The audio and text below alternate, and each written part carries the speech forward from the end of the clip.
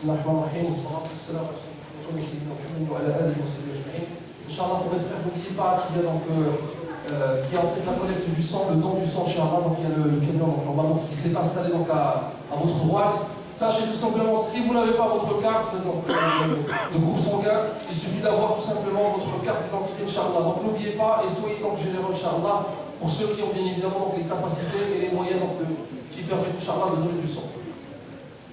L'heure du vendredi est un moment inestimable. C'est un laps de temps durant lequel les invocations sont exaucées et auquel les anges écrivent les récompenses qu'Allah subhanahu wa ta'ala, Allah nous les accorde. Toujours dans la suite de notre série de sujets, et aujourd'hui nous allons parler de la longévité, qui est l'une des meilleurs bienfaits d'Allah subhanahu wa ta'ala. Selon Al-Bukhari, selon Al-Bukhari qui rapporte un hadith du prophète sallallahu alayhi wa sallam dans lequel il dit deux bienfaits que les gens ignorent, la santé et le temps libre. Ce temps libre, d'après les savants, est la longévité. Et comme vous le savez, de nos jours, ce sujet est devenu sur toutes les langues pour X raisons, de telle sorte que certains conservent les cadavres de leurs parents et grands-parents, en attendant qu'ils revivent, et ceci est infondé. Allah subhanahu wa ta'ala a dit allez vite envers une miséricorde d'Allah subhanahu wa ta'ala et un paradis qui a une largeur qui sépare les cieux et les terres. C'est-à-dire qu'Allah subhanahu wa ta'ala nous demande de se concentrer vers le paradis en implorant Allah qu'il nous donne une longévité dans l'acte du bien, tel que l'a fait le prophète sallallahu alayhi wa sallam qui a invoqué Allah subhanahu wa ta'ala pour qu'il donne la longévité ainsi que la richesse pour elle.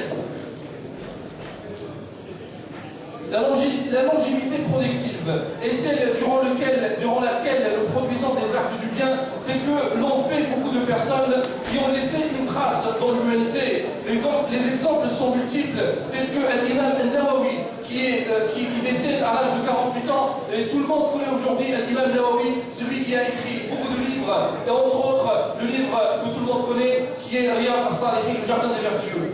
Ainsi, également, il y a l'imam al-Shafi'i qui décède à l'âge de 53 ans, et vous connaissez tous, et tout le monde connaît l'école shafi'ite. Quels sont les actes qui restent et qui engendrent la longévité?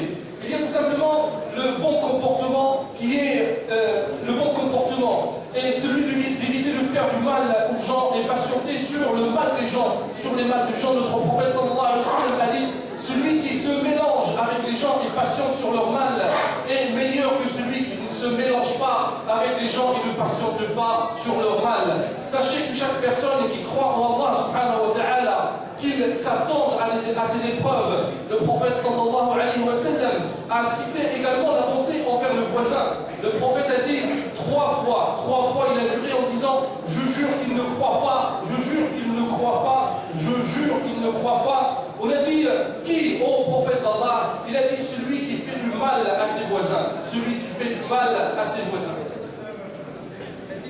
Ensuite, il y a les liens du sang. Comme cité lors des précédents sermons, le prophète sallallahu alayhi wa sallam a dit celui qui veut qu'Allah lui donne la longévité, il lui multiplie les richesses alors qu'il vient ses liens du sang. Celui qui veut qu'Allah lui donne la longévité, il lui multiplie les richesses alors qu'il vient ses liens du sang. Il y a également plusieurs actes qui font en fait en sorte qu'on ait donc cette longévité. Il y a l'adhan, ensuite la prière de nuit, ainsi que les prières sur le régatoire, celles qu'on fait, en particulier celles qu'on fait dans les maisons, comme cité lors d'un sermon précédent. Donc la multiplication des prières est un acte du bien qui donne la récompense et guide vers la longévité si Allah subhanahu wa ta'ala évidemment le veut.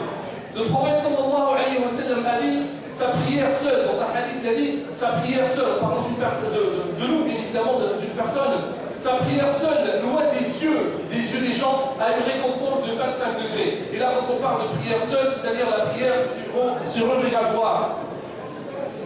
Essayons d'avoir au moins une prière surrogatoire, loin des yeux des gens. Et quant à celui qui subit donc l'épreuve de la solitude, alors qu'il prend son mal en bien, car c'est une chance d'être en tête à tête avec Allah subhanahu wa ta'ala. Donc profitons de ces moments en implorant Allah subhanahu wa ta'ala qui nous a accordé ce privilège d'être en tête à tête avec. Lors de la deuxième khutbah, notre imam Hamdallah dit, parmi les bienfaits d'Allah subhanahu wa ta'ala est celui de donner un énorme cadeau à ses adorateurs qui prient à la mosquée Al-Haram, la mosquée de la Mecque, celui de la récompense, une récompense en fait qui engendre 100 000 prières, qui équivaut à 100 000 prières, ce qui est équivalent à 55 ans de prières année après année. Également parmi les bienfaits d'Allah subhanahu wa ta'ala, comme vous le saviez, il y a la nuit du destin qui équivaut à 83 ans et quelques mois, 83 ans et quelques mois de bienfaits d'actes d'adoration. Sa récompense est énorme. Le prophète sallallahu alayhi wa sallam concernant le vendredi donc a dit également celui qui il se lave le jour du vendredi, il se dirige donc vers les mosquées et s'approche du minbar, c'est-à-dire la chair, et écoute sans parler, sans blâmer. Allah subhanahu wa ta'ala lui réserve la récompense d'une année, la récompense d'actes de bien d'une année. Il y a également la guidance des gens. Notre prophète sallallahu alayhi wa sallam a dit que Allah guide quelqu'un grâce à toi est meilleur que les meilleurs chamels, les Humr al-Ni'am. Et comme vous le saviez, les meilleurs chamels, les Humr al-Ni'am à l'époque, c'était bien évidemment, c'est comme si vous parliez aujourd'hui de belles voitures ou de voitures sportives, etc. Ensuite, la multiplication de la lecture de certaines sourates du Coran, ainsi que la multiplication du rappel d'Allah subhanahu wa ta'ala, c'est-à-dire la dhikr, en multipliant les formulations selon les situations. Il y a également quelque chose que notre prophète sallallahu alayhi wa sallam a cité, c'est celui d'aider les gens. Le prophète sallallahu alayhi wa sallam a dit que je parte avec mon frère pour l'aider est meilleur que l'i'tikaf, c'est-à-dire le fait de rester à la mosquée pendant un mois.